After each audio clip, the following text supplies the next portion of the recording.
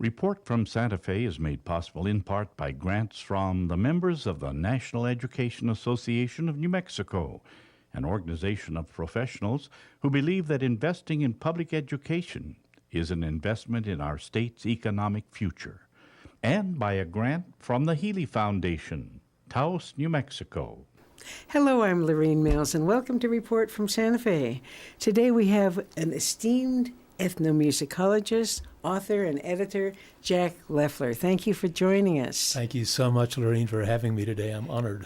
Well, you're an author of some books that I've always had my eye on. One is called Adventures with Ed, about Edward Abbey, a portrait of Edward Abbey, an old-time friend of yours, right? My best friend. A great man. And then a newer one is called Thinking Like a Watershed with Your Daughter. Yes, right? Celestia Loeffler. Voices from the West. And kind of the reason we're doing this now, this beautiful book called Voices of Counterculture in the Southwest, edited by you, and it's going to be an exhibit opening at the New Mexico Museum of History on May 14th. Tell us all about it. Okay, first I want to say that my good friend Meredith Davidson helped enormously in the production of this book. But the exhibition itself is fabulous. I'm watching it evolve right before my very inner vision. But basically, I was invited many months ago, I think July of 2015, to be the co-curator of this exhibition, probably because I'm the oldest living beatnik surviving in New Mexico at this point. And so what we tried to do was really look at the entire span of counterculture, beginning, at least from my perspective, in the mid-1950s in San Francisco and extending into the present. And as you well know, there's a vast interplay of energy between the Bay Area and Los Angeles and Santa Fe, especially countercultural energy. And so we've tried to factor as much of that into this exhibition as possible.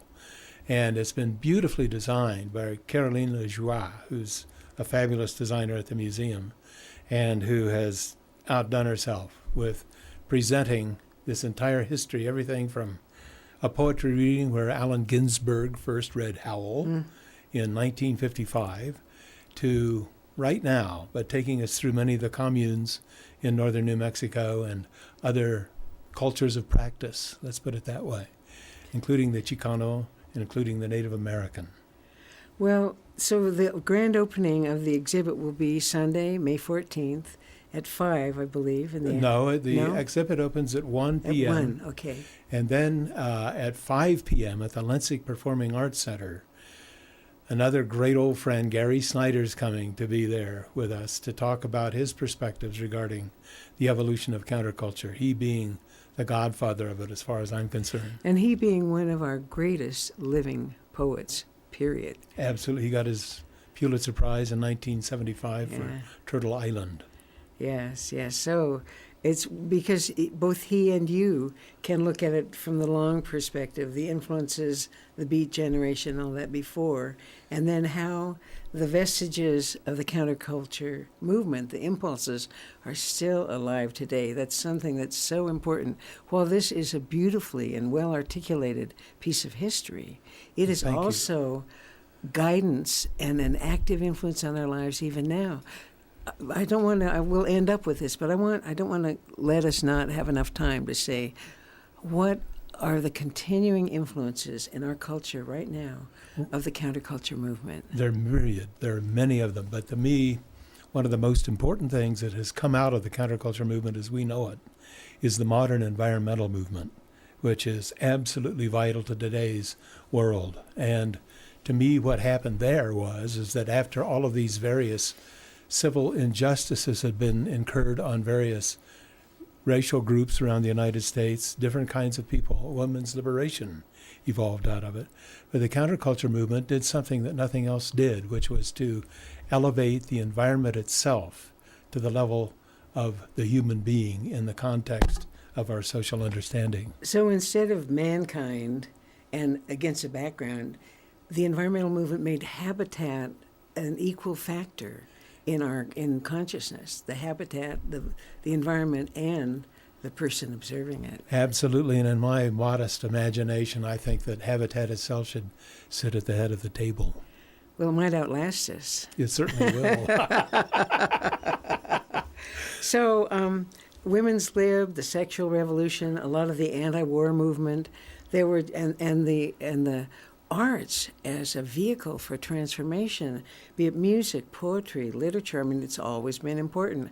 But something happened in the '60s, in the peak of the counterculture, where it just exploded and changed advertising, changed television, changed music. But speaking of music, you are an ethno. Go ahead. Yeah, I thought if I could only spell it. Yeah, well, I've done a lot of ethnomusicology, although I'm not in any way degreed that way. It's just something that captivated my interest.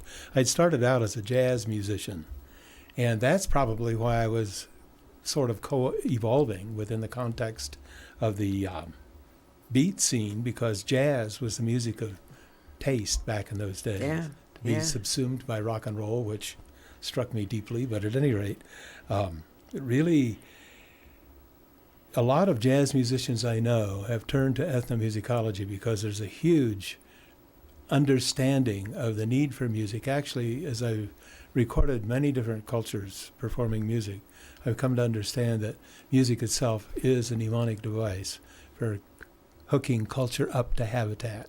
In other words, habitat shapes culture, and that is revealed in the music. And this, to me, is very important, and so I've spent a lot of time. So I learned a new term, aural historian, A-U-R-A-L, doing with the sound and with hearing. So you were a trumpeter and a saxophonist. No saxophone, just trumpet, a trumpet. and flugelhorn. And so in the Army, you were in the Army band. Yes, I was. And you were eyewitness to one of the seminal events of American history. There you were in Nevada, playing your trumpet. Tell us what you experienced. Well, imagine yourself in pre-dawn Nevada. It's about 4:30 or 5 in the morning. You're dressed like Frank Buck in Bermuda shorts with a pith helmet, playing a John Philip Sousa march from memory. And there, 7 miles away, all of a sudden, an atomic bomb is detonated. And within seconds, I was looking up to the top of the bomb at that angle, a good 60, 70 degree angle to the bomb, to the top of the bomb. And you and I mentioned this earlier when we were talking, but your friend Terry Tempest Williams, who was on your show recently, who's a great friend as well, she and I were at either end of that bomb. I watched it be detonated, and it landed on their car as they were driving back to their home. And boy, when Terry and I discovered that, each of us was just totally moved. And the man that has done so much, Stuart Udall, worked so hard for the Downwinders, and you had a connection to his wife, Lee, in terms of one of her projects. Well, Lee and Stuart were dear. They were like family. And I actually was with Stuart 3 days before he passed away. We had our great last conversation. But Lee hired me back in 1968 to be the curator of a traveling exhibition focusing on Navajo history, but from the Navajo point of view rather than the normal history point of view. And we became dear friends. Actually, I've known all of those kids, all of them, the kids. Yeah. Tom's almost 70 now, but at any rate, I've known him since I went to his college graduation in Prescott College. Yeah. And it's great, and watching them all evolve and doing what they're doing. But Lee was an amazing fellow human, one of the great friends, again, in my lifetime, as was Stuart. And I regard him as the greatest of our secretaries of the Interior. I realize that he was looking at conflicting absolutes that can only be seen by somebody who is really a conscious and conscientious Secretary of the Interior. And we've had many, many conversations, much of which I've recorded, which appear in other books. And I just have nothing but the highest regard for that entire family. Yeah. So your recordings, I'm going to give you a little street cred here. You got the 2008 Governor's Award for Excellence in the Arts because they loved your decades-long efforts to preserve and promote the music and culture of northern New Mexico. You got the Hewitt Award for Outstanding Public Service from the New Mexico Historical Society. You I'm happy to hear this apropos Stuart Udall, the 2011 Stuart Udall Award for Conservation, and you're a Santa Fe Living Treasure. But how did you, you came here in the early 60s after being in San Francisco for the Beat Generation. What did you hear in the voices, the languages, and the music of northern New Mexico that pricked up your ears? Well, everything about it. That's really one of the 2 or 3 huge reasons for having moved here was the cultural diversity. I really have always been fascinated by cultural diversity. Have been in love with the notion of the American Indian ever since I was a little kid back in Ohio and West Virginia. But when I came here, I was the only jazz musician that I knew of north of Route 66 in those days. And so little by little, I acquired a tape recorder and started recording some of the Hispano folk songs that I had become privy to. Pardon me. And I was able to afford a really good recorder. I recorded about 3,500 Hispano folk songs.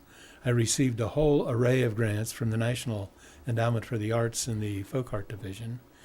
And then I stopped applying. I didn't feel right about getting any more, but it just became something that I would become addicted to. And subsequently, I had a radio program entitled La Música de los Viejitos that went on for 3 years over different stations, both public and private, public and commercial radio stations. Mm-hmm. And it was a joy. And I have made incredibly dear friends. We had my buddy Enrique Lamadrid recently retired as chair of the Department of Spanish down at UNM.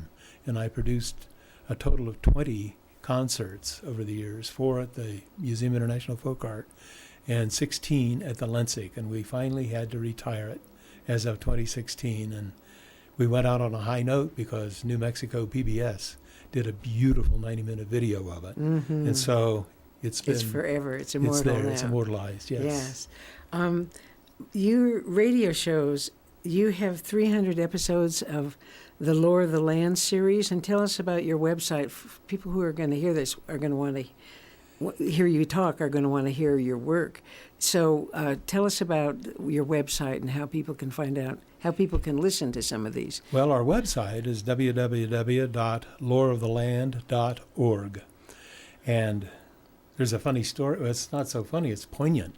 I inherited a 501c3 from Lee Udall. Mm-hmm. Stuart and I were driving Lee from Tucson back up to Santa Fe, and she knew that she had the malaise that would carry her away, and she said, Jack, I want to leave you the 501c3, which was known then as the Native American Arts Scholarship Fund. Mm-hmm.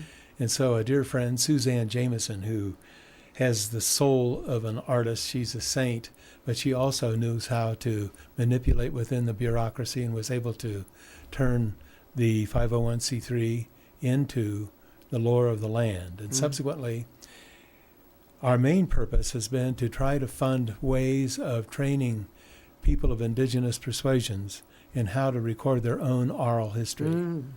And so I've trained many, many Native American people from the Southwest all the way down into Seri Indian country in the use of recording devices and how to log it and all of that sort of thing. Even train them in how to edit on Pro Tools and on a Macintosh computer, which is interesting. Well, we're speaking today with Jack Loeffler about his work as an ethnomusicologist, but we're going to go back to the museum exhibit and this beautiful book that you edited, Voices of Counterculture in the Southwest. First of all, I love this photograph. Lisa Law took it. And so this is many chapters with some wonderful people. I particularly love Peter Coyote's chapter in here. But describe the people who participated and what they wrote about in general. What will you find in this book? Well, you'll find the perspectives of people who have actually lived various aspects of the counterculture movement, going all the way back to the very beginning. Actually, I think it begins with, at least part of it begins with an interview I conducted, or an excerpted interview that I'd conducted with Philip Whalen, who was one of the 5 poets who read at the Six Gallery in October 1955, along with Gary Snyder, Mike McClure, Philip Lamantia, and Allen Ginsberg. Yeah. Let's not forget Allen. But Peter Coyote, it was great that you mentioned him. He was very influential in the whole Haight-Ashbury episode, so to speak. It's curious to me that the Trips Festival, which took place in Longshoremen's Hall in 1966, which was produced by Stuart Brand, Ken Kesey, and Ramon Barillon Sender, was the bridge between the beat scene and the hippie scene. And whereas much of the beat scene took place in North Beach, the hippie scene took place just immediately east of Golden Gate Park and the Haight-Ashbury, which has been immortalized as a neighborhood. And in I think it was 1967, Peter Coyote, Emmett Grogan, and a few other people moved from the Lower East Side of New York, and they established the Diggers, which was an amazing organization that established a free store. For free everything. Food, yes. Food, drink, clothes, books, everything. Absolutely everything. And Yeah. Peter describes a lot of this. And Peter's a fine writer. He's an excellent writer. He's a really stunning writer. In this chapter, he talks about the sociological threads that led to the hippies and how they got there, and then where they went and what we can learn from them. It's really a profound. It's a fabulous chapter. Yeah. And then we go into Yvonne Bond, Yeah. who was the archetypal hippie lady who hitchhiked around all the way to Mexico, lived with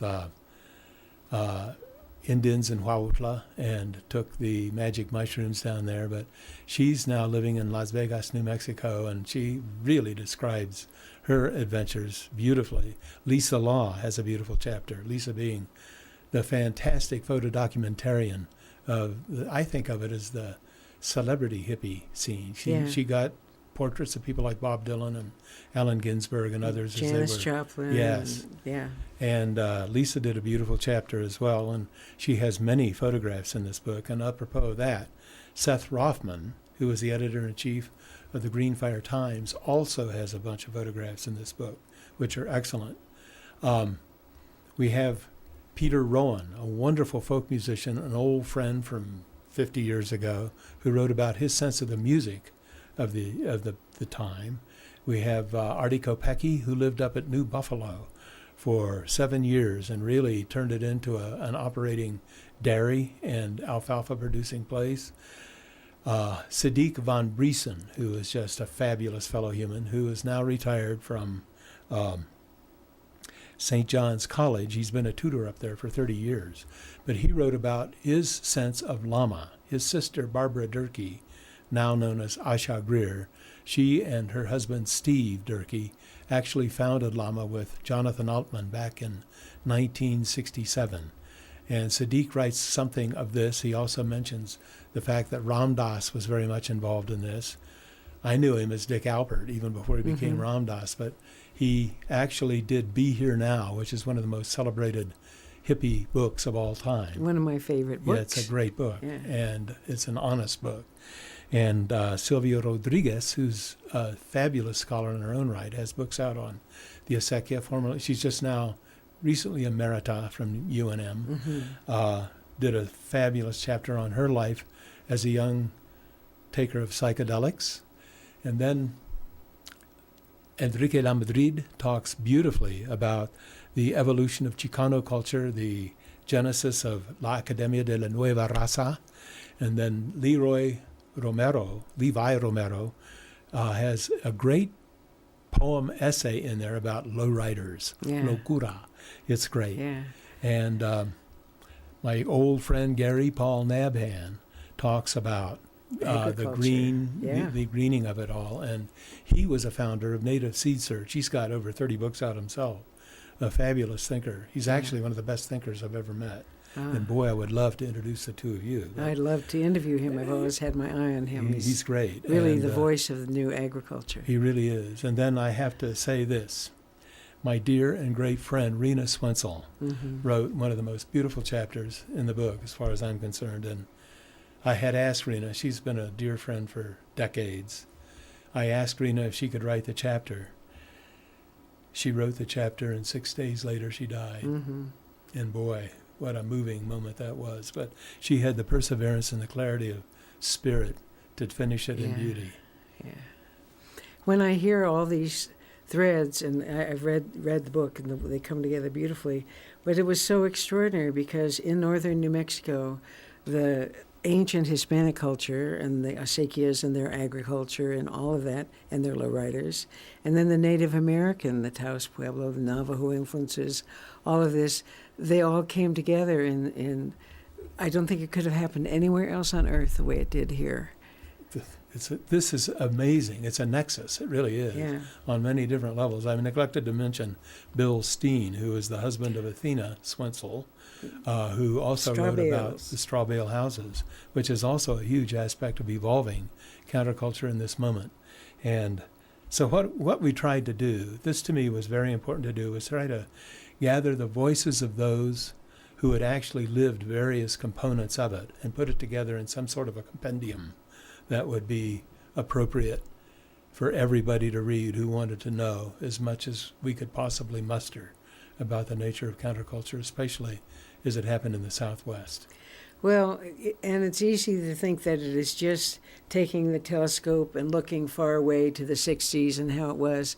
But let's go back to the influences of the counterculture today, because people think, oh, hippies, they were all stoned, nothing ever happened. But the fact is, they had such a profound influence on things that are happening right now. So you've mentioned the environmental movement and that habitat took a priority instead of being the background. And climate change, a lot of the work with climate change, they were way ahead of that without having the science, but having the comprehension.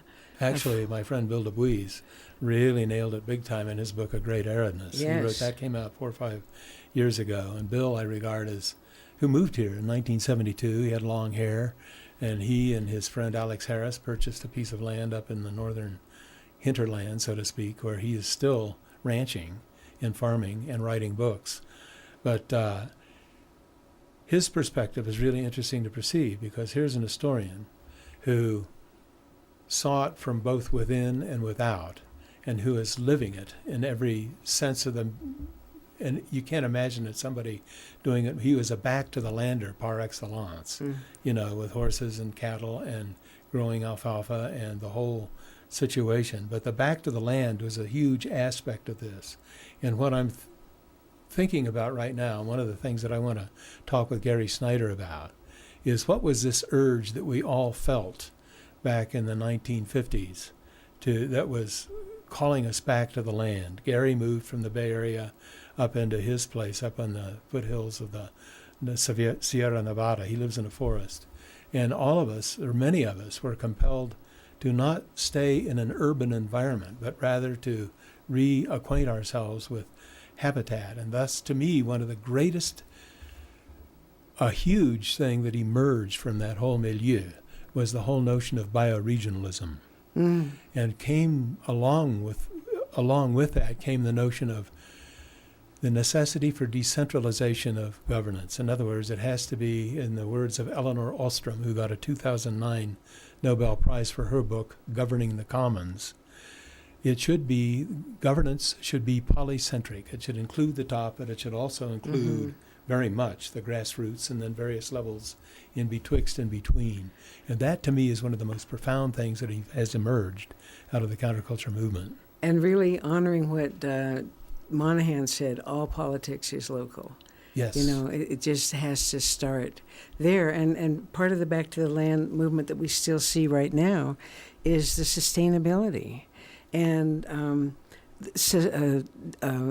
energy conservation and the use of solar. And so their buildings were built using solar gain, and they had wind energy, and they were viewed as a curiosity then, and yet people took those threads and have developed them really profoundly as energy sources for us now. Absolutely. My friend Reno Meyerson, who does not appear in the book but certainly appears in my radio series, Voices of Counterculture, talks about this enormously, about how there's very little in modern life that doesn't have some aspect of the counterculture in it. Yeah. And when you think You're not old enough to think back that far, but I sure am. I remember immediately after World War II, it became sort of a gray zone. There was a golden age that flipped into a gray zone. And by the end of the Korean conflict, it was all about economics and consumerism. And boy, aesthetically, everything had gone right down the tubes. And so, but at any rate. I want to have you tell our audience about the radio series. Okay. Well, anywhere in the state, you'll be able to hear this. Yes, you will. And ultimately, all over the country, it'll be nationally distributed starting maybe Monday, nationally through Public Radio Exchange. Radio stations can pick it up all over the country, but it's currently being broadcast, or will be, throughout New Mexico and southern Colorado. It's an 8-program series. Each program is 28 minutes and 50 seconds long, and each has, it follows somewhat chronologically, as does the book, through the history of counterculture. And we try to go from, well, you hear Alan reading Howl, and which is a great thing, and you hear Philip Whalen talking about the genesis of the Beat Generation and how Jack Kerouac dubbed it so in 1947. But it goes all the way into modern times. Actually, there's a lovely excerpt of an interview I did with Roxanne Swensel, Rena's daughter, who is internationally regarded as a sculptress, but is profoundly, oh boy, the word went right out of my head. Permaculture. Yes, permaculture, yes. Which is, that began as a concept about 35 years ago, and she took it, she's worked at it all these years. One thing that is not perma is our time. Ah, yes. Alas, we have run out. By any chance, will this radio series be available on Lore of the Land later? Yes, Good. it'll be downloadable from the Lore of the Land. I'm delighted. There's so much to talk about. I'm sorry we've run out of time. I want everyone to come to the Museum of History in Santa Fe and see this exhibit or look at this beautiful book, Voices of the Counterculture in the Southwest. Our guest today, Jack Loeffler. Thank you for joining us. Thank you so much, Lorene. It's this a pleasure. Is great. Thank you. And I'm Lorene Mills. I'd like to thank you, our audience, for being with us today on Report from Santa Fe. We'll see you next week. Past archival programs of Report from Santa Fe are available at the website reportfromsantafe.com. If you have questions or comments, please email info@reportfromsantafe.com. Report from Santa Fe is made possible in part by grants from the members of the National Education Association of New Mexico, an organization of professionals who believe that investing in public education is an investment in our state's economic future, and by a grant from the Healy Foundation, Taos, New Mexico.